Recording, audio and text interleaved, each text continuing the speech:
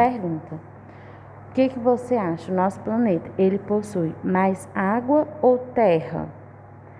De fato, gente, o planeta Terra ele é constituído na sua maior parte por água. Ela ocupa cerca de 70% da superfície terrestre. Apenas 30% é coberta por terra. Para se ter uma ideia, caso o nosso planeta fosse dividido em 4 partes iguais, aproximadamente 3 delas seria só de água. Apesar de toda essa abundância, a água própria para consumo humano se restringe a uma pequena porção, pois aproximadamente 97% da água do planeta é salgada, encontrando-se nos oceanos, nos mares, e apenas 3% corresponde à água doce, que se encontra nas geleiras, nos lençóis da água subterrânea, nos rios e nos lagos. E agora nós vamos ver, gente, as propriedades da água. A água, quando ela está em sua composição natural, ela possui as seguintes propriedades. A água ela é incolor, ou seja, ela não tem cor. Ela é inodora, ela não tem cheiro, e ela é insípida, ela não tem sabor. Além das propriedades da água, a água também ela é capaz de dissolver outras substâncias. Nós dizemos então que a água ela é solvente. Pode ser substância sólida, como o sal, o açúcar, ou líquido, como a água e o vinagre. Os gases também podem ser dissolvidos na água, e é graças a essas propriedades que algas e animais conseguem viver em ambientes aquáticos, retirando deles o oxigênio de que precisam para sobreviver. A água ela é formada pela composição de 2 elementos, o hidrogênio, que é o H, e o oxigênio, que é o O. São 2 partes de hidrogênio para uma de oxigênio, representado dessa forma aí, gente, ó, H2O. Agora nós vamos estudar sobre os estados físicos da água, que são líquido, sólido e gasoso. A água da chuva, dos rios, dos lagos, dos mares e a que sai da torneira da nossa casa, ela está no estado líquido. O gelo, ele representa a água no estado sólido e é sempre encontrado em lugares em que há neve ou que ocorre chuva de granizo, que são aqueles pedaços de gelo que caem do céu. Também a gente pode encontrar água no estado sólido nos icebergs, que são grandes blocos de gelo encontrados nas geleiras. As nuvens e o vapor da água disperso no ar que respiramos são exemplos da água no seu estado gasoso. É necessário haver a mudança de temperatura da água para que ela passe do estado físico para o outro. Essas mudanças de estado recebem denominações específicas. A fusão, que é a mudança que ocorre quando a água está no estado sólido e ela vai para o líquido. A solidificação, que é a passagem do estado líquido para o sólido. A vaporização, que é a passagem do estado líquido para o gasoso. E a liquefação, que também a gente pode chamar de condensação, que é a passagem do estado gasoso para o líquido. A água ela se apresenta no estado sólido quando fica em uma temperatura abaixo de 0. Acima de 0 e abaixo de 100, ela se encontra no estado líquido. Quando passa de 100 graus, a água entra no estado gasoso. E agora nós vamos falar sobre o ciclo da água. Com a vaporização da água que está na superfície dos rios, mares, oceanos, a partir do calor do sol e da respiração e transpiração dos seres vivos que liberam água presente em seu organismo, ocorre a formação de vapor de água, concentrado no ar da atmosfera. Quando se resfria, o vapor se transforma em minúsculas gotas de água, que formam nuvens.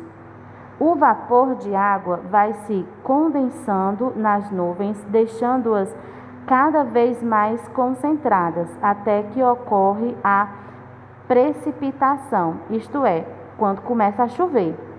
Em regiões muito frias da atmosfera, a água passa do estado líquido e rapidamente para o sólido, formando a neve ou o granizo. Quando a água atinge a superfície, inicia-se a etapa de escoamento. A água infiltra-se pelos terrenos permeáveis, formando lençóis de água subterrâneo.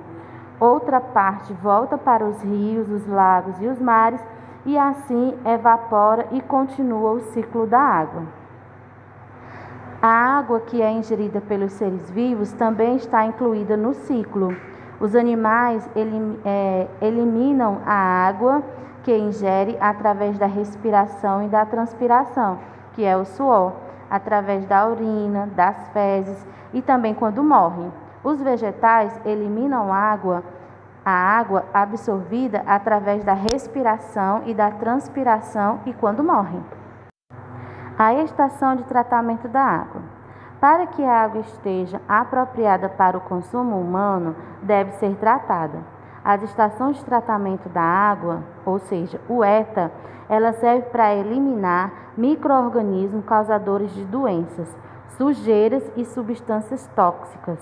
Nas estações de tratamento de água, que é captada dos rios, dos lagos, das lagoas e etc., passa por várias etapas de limpeza e purificação até ficar em boas condições para ser distribuída para o consumo da população. Pronto, gente, essa foi a nossa aula. Eu espero que vocês leiam o livro com atenção, preste atenção em tudo que foi falado para você responder as questões com muita facilidade, tá certo? Qualquer coisa vocês podem me chamar. Bom dia, né? Terceiro ano, vamos lá. A nossa aula de hoje é de ciências, nós vamos falar sobre a água, tá certo? Então, vocês já assistiram o vídeo, né? Já viram, né? Toda a explicação sobre a água, né? Os estados físicos da água, a estação de tratamento da água e a qualidade da água, né? O tratamento da água.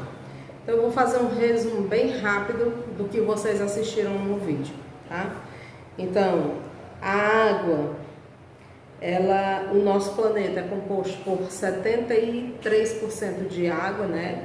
A maior parte dessa água é água salgada, né? A camada de água que envolve a Terra é chamada de hidrosfera, né? Nós temos os estados físicos da água, que é sólido, líquido e gasoso, né? Então, a passagem da água do estado sólido para o líquido é chamado de fusão, né? Do estado líquido para o sólido, solidificação. A passagem da água do estado líquido para o estado gasoso, vaporização. E a passagem do estado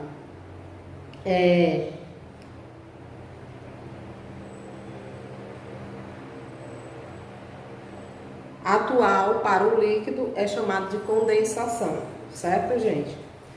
E nós temos o ciclo da água da natureza, né? Que tem esse esquemazinho aí, né? Que foi mostrado para vocês, né? Temos a qualidade da água, né? Que é a água que a gente pode consumir, a água potável, né? Que é a água própria para o consumo, né? É uma água sem sujeira, né? Sem cor e sem cheiro, certo? Nós temos também o tratamento da água, né? Que antes da água ir para as nossas casas, passa por uma extração de tratamento que é chamado ETA, né? E lá, com o auxílio de bombas, a água é drenada por vários tanques chamados de reservatórios. Certo, gente? Então, essa foi uma breve revisão do que vocês viram no vídeo. Agora vamos para a atividade. Primeira questão. Observe as imagens a seguir. Nós temos duas imagens. Uma de uma criança com um picolé e a outra de uma garrafa com água, né? Então, preste atenção. Letra A. Um bule com água. Letra A, o bule que a menina, ou picolé que a menina está comendo possui água no estado sólido, líquido ou gasoso? Você vai escrever aí. Letra B. Dentro do bule, a água aquecida está passando do estado para o estado e esse processo é conhecido como? Questão 2. Marque a alternativa correta. Aí tem. A água no estado líquido é encontrada nas geleiras, nas cachoeiras ou no ar? Você vai marcar uma opção, só é a correta. Questão 3. Simone estava passando perto de um rio e, como estava com muita sede, resolveu pegar um pouco daquela água para beber. De acordo com o que você estudou, responda. Letra A. A atitude de Simone foi correta? Justifique sua resposta. Por que foi correta e por que não foi correta? Tá? Se você vai dizer sim ou não, e vai dizer por quê. B. Se a água não apresentasse cor, cheiro nem sabor, isso seria o suficiente para dizer que a água era potável? Responda a pergunta e depois converse com seus colegas. Não, não é.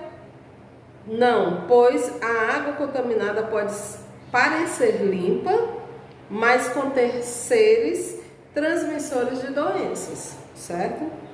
C. Quais processos ela poderia submeter a água para eliminar as impurezas? Ela teria que filtrar ou ferver essa água, né, para poder consumir. 4. Precisamos de água diariamente. Escreva situações em que as pessoas utilizam água no dia a dia. Então, você vai escrever aqui, né? Como é que você utiliza água no seu dia a dia? A gente utiliza água para quê? Para tomar banho, lavar roupa, lavar louça, o que mais? Né? Para várias outras utilidades. Então, é isso que você vai escrever aqui, tá? Página 22. Página 22. Observe os quadros abaixo com os estados físicos da água. E número 1, sólido, número 2, líquido, número 3, gasoso. Aí você vai colocar esses números de acordo com os estados que a água se encontra, né? Agora numere os quadrinhos de acordo com os estados físicos em que a água se apresenta na natureza. Os rios é sólido, líquido ou gasoso. As nuvens, os mares, o gelo, granizo, lagos, ar e oceanos. Questão 6. Analise a imagem abaixo e depois responda aos questionamentos de acordo com as variações de temperatura. Letra A. O que acontece com o gelo quando é retirado do congelador e deixa no ambiente? Aí você vai dar a sua resposta aí. B. Qual mudança de estado ocorre quando colocamos água no congelador? E por que isso acontece? Questão 7. Observe a ilustração abaixo. Agora marque um X apenas nas setas que indicam que a água está evaporando. Aí você vai marcar um X. A letra B. O que acontece com o vapor de água durante o ciclo? Aí acumula-se no ar, transforma-se em gotículas, né, e formam as nuvens. Certo? C. Para onde vai a água das chuvas? Página 23. Desenhe no espaço abaixo uma estação de tratamento de água, uma ETA, né? Agora escreva com suas palavras como ela funciona, desde a extração da água até chegar às nossas casas. Para essa questão 8, vocês vão só utilizar olhando na página que está falando sobre tratamento de água, certo? Que é na página 20. Aí você vai desenhar daquele jeitinho lá e vai explicar. Questão 9. Responda as questões. A. De onde vem a água que chega à sua casa? B. Em sua cidade há uma estação de tratamento de água? C. O abastecimento de água é adequado? 10. Como você acha que as pessoas vivem em lugares sem rede de abastecimento? E a 11. Você acha que receber água encanada tratada é direito de todas as pessoas e por quê? Certo? Pronto, essa foi a aula de ciências, gente. Tchau!